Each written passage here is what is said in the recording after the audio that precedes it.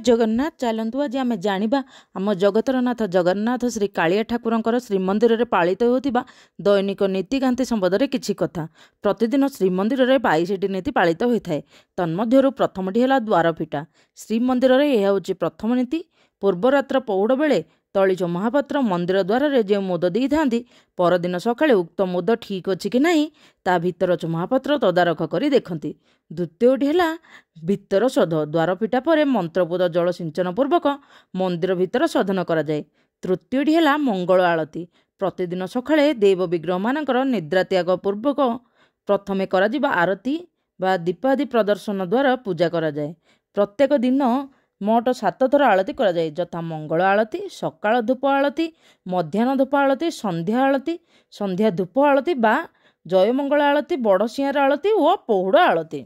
पंचम नीति है मैलम। पूर्वरात्र सिंहार बेश परिधान करथिबा वस्त्र, फूल, तुलसी और अलंकार बाहर करवा। षष्ठ है तड़प लगी। देवता वस्त्र परिधान नीति। अवकाश नीति निमंते ठाकुर मानक तड़प और उत्तरीय पिंधाई दि जाए। तापर है अवकाश नीति। ठाकुर मानक दंत धापन और स्नान विधि।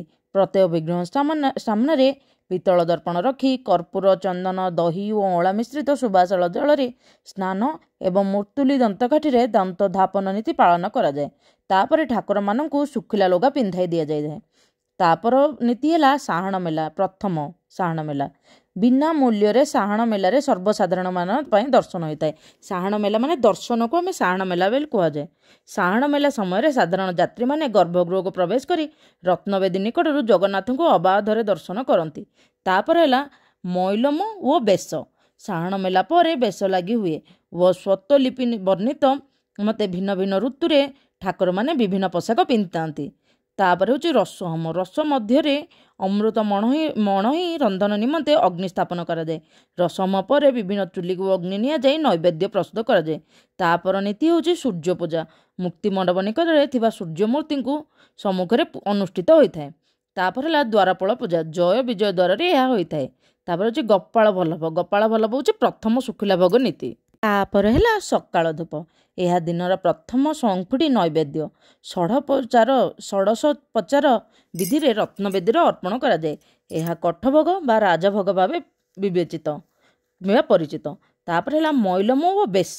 जहाँ बेश थी से भगवान हुआ। तापर हूँ भोग मंडप भोग।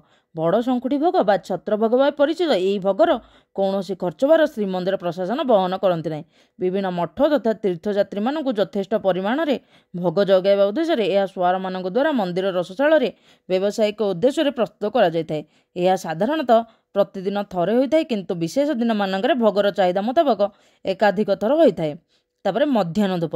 द्वितीय शंकुड़ी नैवेद्य षोडश उपचार अर्पण कराए।